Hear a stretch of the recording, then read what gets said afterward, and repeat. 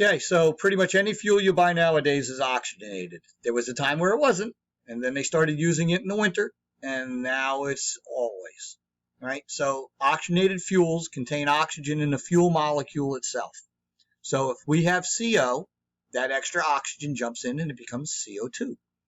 Right? So things like methanol, ethanol, methyl tertiary butyl ether, MTBE was a well-known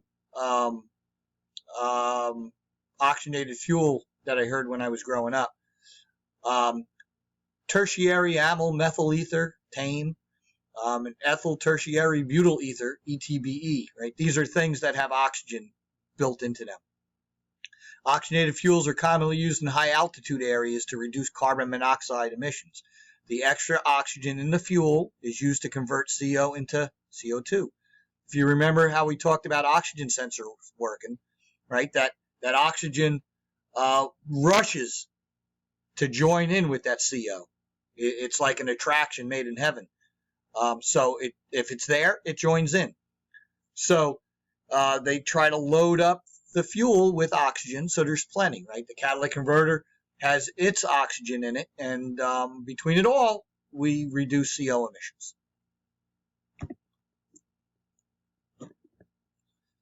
Right, so ethanol contains about 10% ethyl alcohol.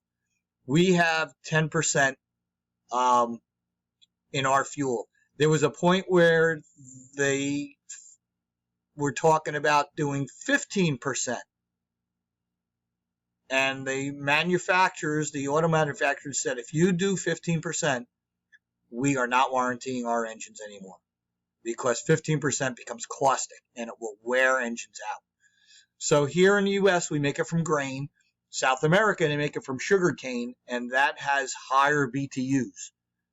The oxygen content of this grain, which is corn, is about 35%. It raises the octane of the fuel.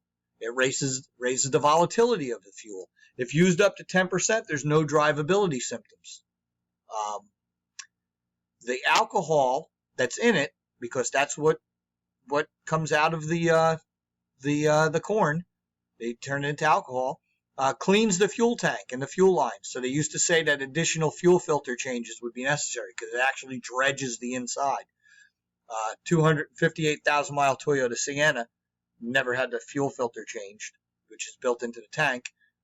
So I guess it's not as bad as it sounded back then.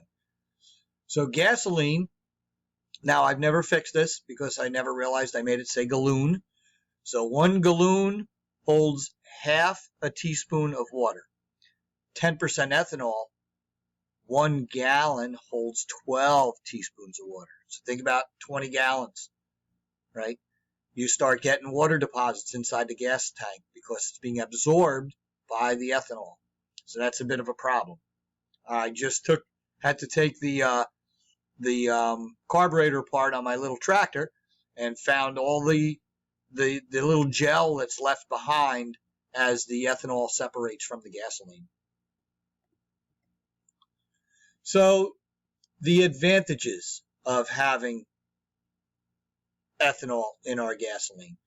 It absorbs into the mixture in the fuel tank very easily. 10% raises the octane rating.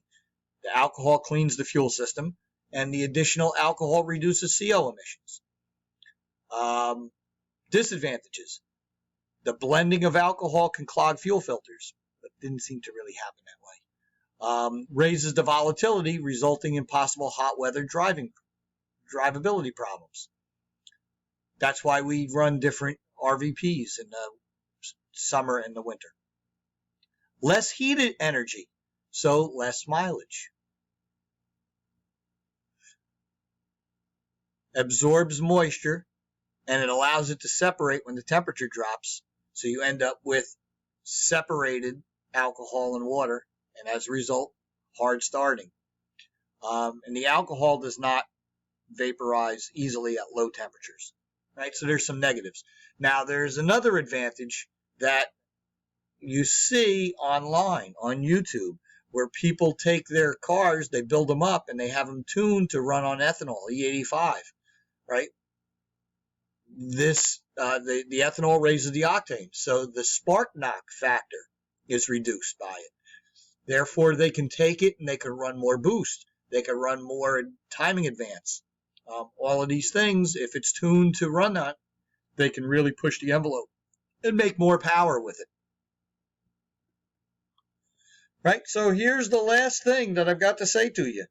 So this is what I was going to show you at the end of last class, but I ran out of time.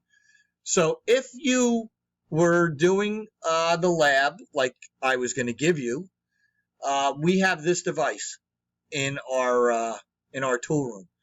You could see that you take it, you plug the leads of the meter into the bottom of it, and you power it on.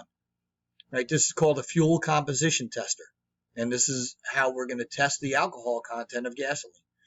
Right? So it's battery powered. You'll turn the power button on, and you're going to take this thing, and if you look, it's set for AC voltage. Right? So that's going to give us our reading. That's going to give us our stuff. Right? So first step is to verify the proper operation of the tester.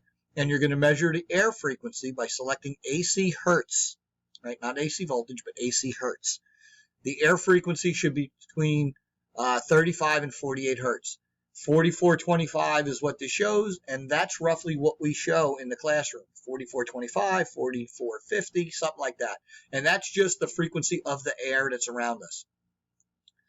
If you notice, I fill up that little urine cup there, that little beaker, and we filled that up with a gasoline sample, and that sample would have been used for this. So we pour it into the well, covering those two little holes right there, and all of a sudden, the frequency of that fuel is going to show us roughly that.